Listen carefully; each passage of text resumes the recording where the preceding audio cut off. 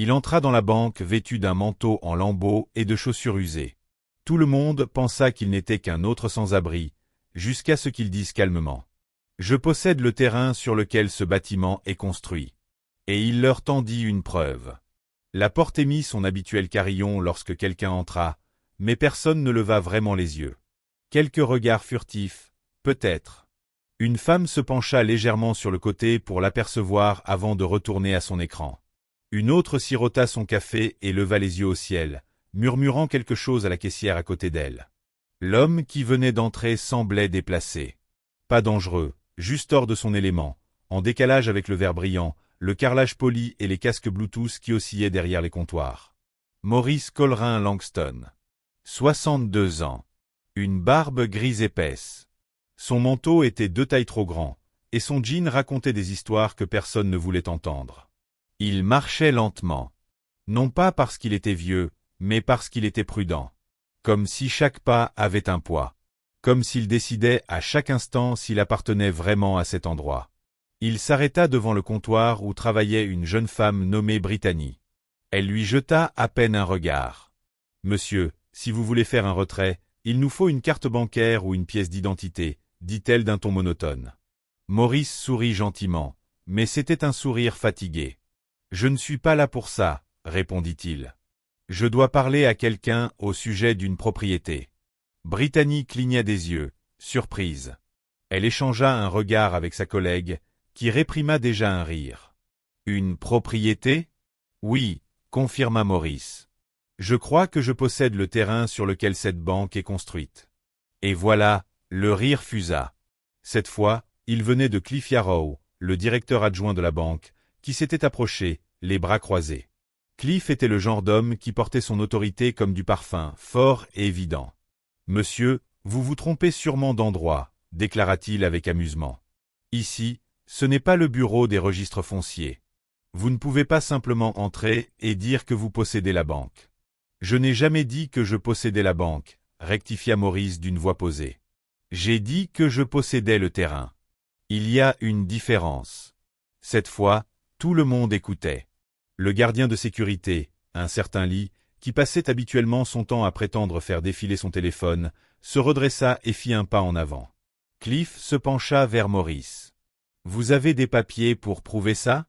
Maurice plongea lentement la main dans la poche intérieure de son manteau. Un instant, Lee tressaillit. Le monde lui avait appris à être sur ses gardes quand un homme noir mettait la main dans une poche. Mais Maurice ne bougeait pas vite. Il n'avait rien de menaçant. Il avait juste l'air d'un homme qui portait la même enveloppe depuis très, très longtemps. Il sortit un épais paquet froissé. Des pages jaunies, aux bords usés, pliées et dépliées trop de fois. Tout en haut, un titre. Franklin Delroy, acte de propriété 1913. En dessous, des sceaux officiels et des signatures notariées. J'ai gardé ça depuis la mort de mon père. Et lui, il l'avait gardé depuis la mort de son père, expliqua Maurice. L'acte faisait partie d'une coopérative noire qui avait acquis des parcelles dans cette partie de Knoxville après la reconstruction. Il tapota doucement l'enveloppe. Ce document prouve que mon grand-père ne l'a jamais vendu. Le terrain a été loué. Après un défaut de paiement, il aurait dû nous revenir. Mais personne ne nous en a informé. Le sourire de Brittany avait disparu. Lee ne faisait plus semblant de scroller sur son téléphone. Cliff se racla la gorge. « Je crois qu'il est temps pour vous de partir, monsieur. Je crois qu'il est temps que quelqu'un lise ces documents, » répondit Maurice calmement. Et c'est là que quelque chose d'étrange se produisit. Dans le bureau vitré, au fond de la pièce, John Delgado, le directeur de la banque, sortit. Il observait la scène depuis quelques minutes. « Puis-je voir ces documents ?» demanda-t-il. Maurice les lui tendit sans hésitation. John retourna immédiatement dans son bureau. Un silence s'installa. 5 minutes passèrent. Puis 10. Finalement, John ressortit. Son visage avait changé. « Appelez immédiatement le service conformité régional », ordonna-t-il. Maintenant. Soudain, les téléphones se mirent à sonner. Les murmures devinrent sérieux. Mais Maurice ne bougea pas du comptoir. Il attendait quelque chose. Et au fond, Tout le monde savait que ce n'était pas de l'argent. Cliff faisait les 100 pas, se frottant nerveusement la nuque. Dans son bureau, Delgado parlait d'une voix tendue à quelqu'un du siège. Ses stores étaient à moitié tirés, mais on voyait son visage apparaître par intermittence. Il ne souriait plus. Brittany, mal à l'aise, jeta un regard à Maurice. « Vous voulez vous asseoir » demanda-t-elle enfin, d'une voix plus douce. Maurice secoua la tête. « J'ai passé assez de temps assis dans ma vie. » Puis un homme en costume sur mesure, lunettes à monture épaisse, entra par l'arrière. Son badge indiquait « Gérald Tisdale, propriété et conformité régionale ». Il entra directement dans le bureau de Delgado, sans dire un mot. Quelques instants plus tard, John ouvrit la porte et fit signe à Maurice. « Monsieur Langston, pourriez-vous entrer un instant ?» Maurice hocha la tête, prit son enveloppe et avança. Ses bottes usées frottèrent légèrement le carrelage tandis qu'il traversait la pièce. Quand la porte du bureau se referma derrière lui, tout le personnel tendit l'oreille. Personne ne parla. Même le garde de sécurité hésitait, ne sachant pas s'il devait rester proche ou faire semblant de rien. À l'intérieur du bureau, l'air était lourd. « Monsieur Langston » commença Gérald prudemment. « J'ai examiné l'acte original et l'historique fiscal que vous nous avez fourni. Pouvez-vous nous dire où vous avez conservé ces documents toutes ces années ?»« Mon père les gardait dans une boîte avec ses affaires, » répondit Maurice. « Il était charpentier. Il a construit des maisons à Alcoa et Marieville, jusqu'à ce que ses genoux lâchent. Après sa mort, j'ai gardé les papiers dans un casier de stockage, là où je laissais mes affaires quand je n'avais pas d'endroit où dormir. » Delgado semblait stupéfait. « Vous voulez dire que ce terrain n'a jamais été vendu ? Que le trust est toujours actif ?» Maurice sortit une plus petite enveloppe et la tendit à Gérald. À l'intérieur, une lettre récente d'un cabinet à Chattanooga, signée par Lena Free, spécialiste en succession. Elle confirmait un oubli dans les registres municipaux et une clause de réversion dans l'accord d'origine. La lettre était datée d'il y a 6 mois. « Je ne l'ai trouvée qu'après avoir fouillé les vieux dossiers de mon père », expliqua Maurice. « Au début, je pensais que c'était sans importance. » Maurice fixa le document, la bouche entr'ouverte, mais aucun mot ne sortit. « Légalement, » poursuivit Maurice, « ce bâtiment a été érigé sur un terrain appartenant au domaine de mon grand-père. Le contrat de location était temporaire. Lorsque la banque a fusionné et changé de main au fil des ans, personne n'a pris la peine de renouveler l'accord. Ils ont simplement construit dessus, en supposant que personne ne viendrait poser de questions. » Delgado se gratta la tempe. « Ça représente des décennies de transactions, et personne n'a jamais remonté assez loin. » Maurice secoua la tête. « Vous avez tous juste supposé que le passé s'était enterré tout seul. » Gérald se leva brusquement et regarda par la fenêtre du bureau. « Nous devons immédiatement transmettre cela au service juridique. »« C'est déjà fait, » murmura John. À l'extérieur du bureau, quelqu'un chuchota un peu trop fort. Pourquoi un sans-abri reviendrait-il réclamer ça maintenant? Qu'est-ce qu'il va faire d'un bout de terrain sous une banque? Maurice l'entendit. Il tourna les yeux vers la vitre, puis revint calmement vers Gérald. « Je ne suis pas venu pour l'argent, » dit-il. « Je suis venu pour la vérité. Et peut-être un peu de respect. Ce n'est pas si difficile à donner. » Gérald finit par croiser son regard. Un silence s'installa. « Vous n'avez pas tort. » Mais alors qu'ils discutaient de conformité et de responsabilité, quelque chose d'autre était en train de se tramer dans le hall d'entrée. Les chuchotements s'étaient transformés en murmures, et un employé envoyait déjà un message à quelqu'un à l'extérieur de la banque. L'histoire, en réalité, avait commencé bien avant que Maurice ne mette un pied dans cet établissement. Bien avant les smartphones. Avant que les banlieues ne recouvrent les terres agricoles. Avant que quiconque puisse imaginer un homme comme Maurice, debout calmement, un document à la main, défiant les fondations d'une institution pesant plusieurs millions. En 1913, Franklin Delroy, le grand-père de Maurice, avait 23 ans et était déjà connu dans le comté de Bloune pour son talent d'artisan. Ses mains avaient bâti des églises, des écoles et des vérandas qui tenaient encore debout un siècle plus tard. Ce que les gens ignoraient, c'est que Franklin faisait aussi partie d'un petit groupe discret d'artisans, de fermiers et de pasteurs noirs qui mettaient leur argent en commun pour acheter des terres. Ce n'était pas une question de profit, mais de dignité. Il s'était baptisé la coopérative foncière d'Eastbloom, et au fil des années, avait acquis de petites parcelles à la lisière de ce qui n'était alors qu'un simple pâturage.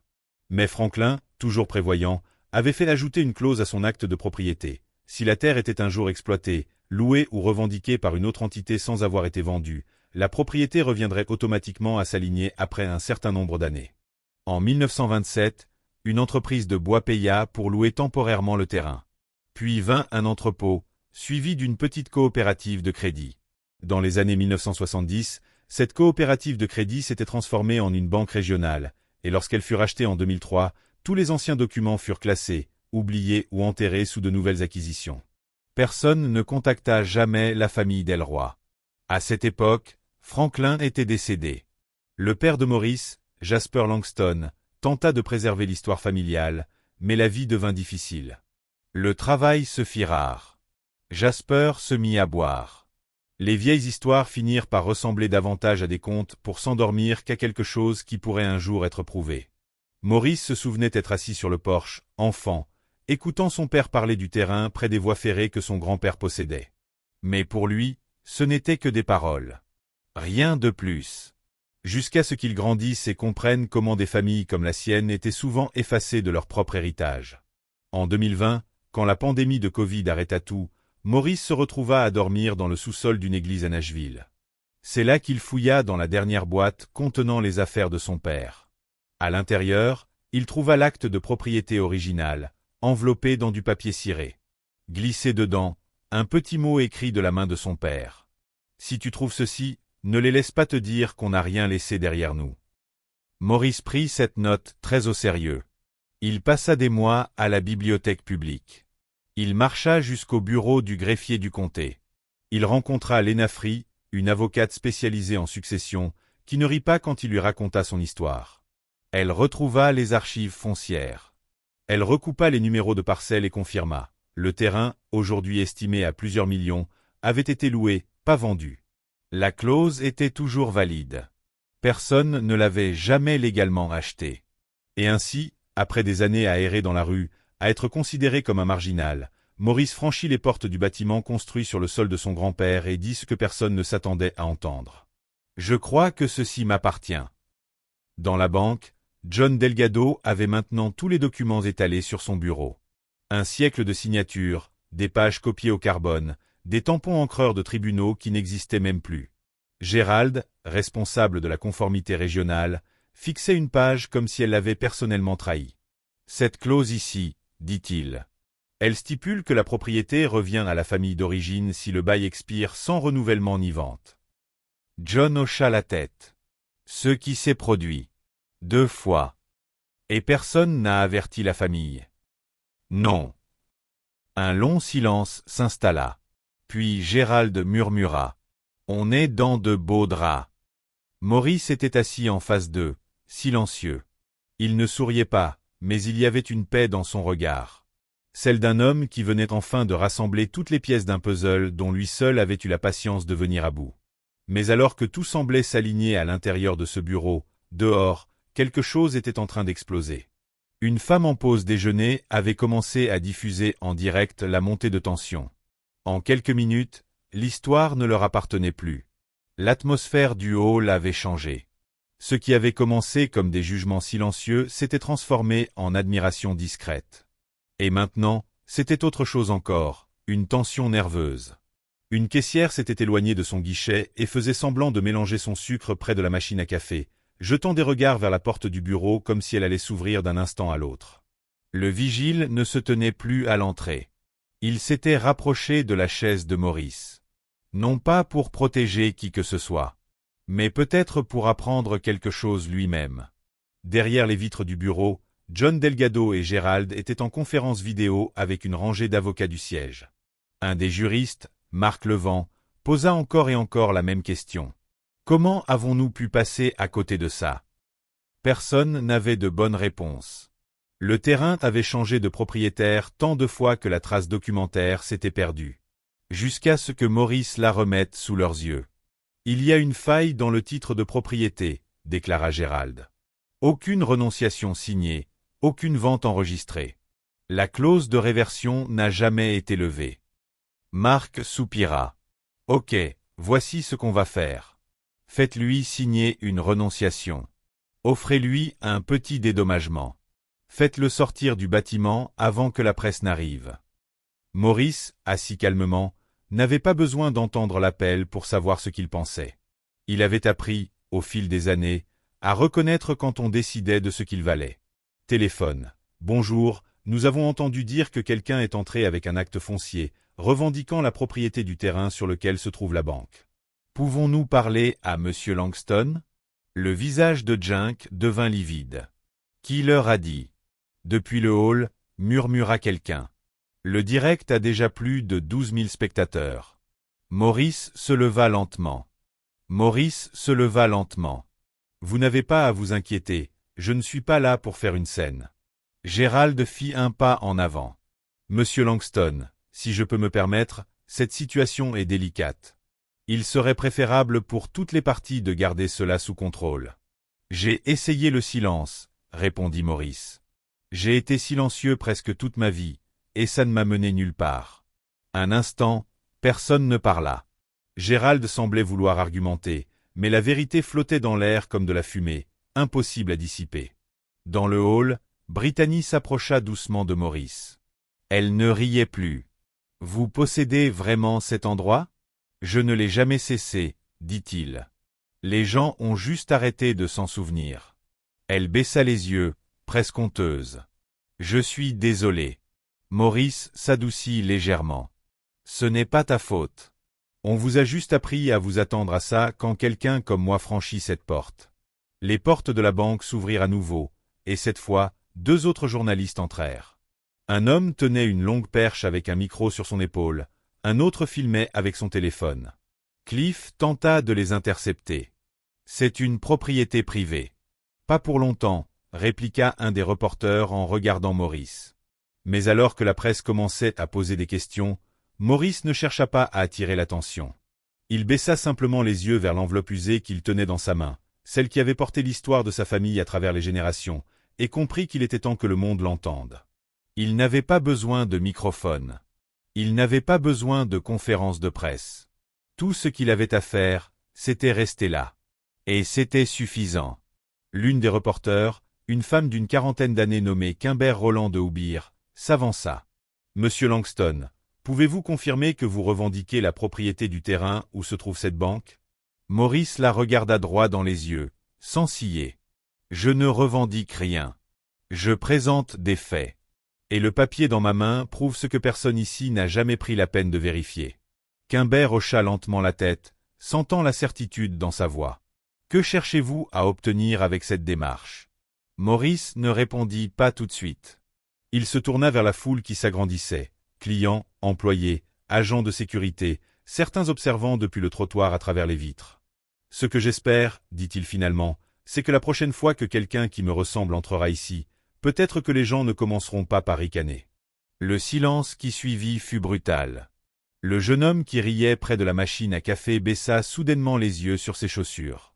Brittany serra son badge d'identification et évita son regard. Cliff se tortilla, mal à l'aise, et tout sauta. « Écoutez, monsieur, je ne voulais pas manquer de respect.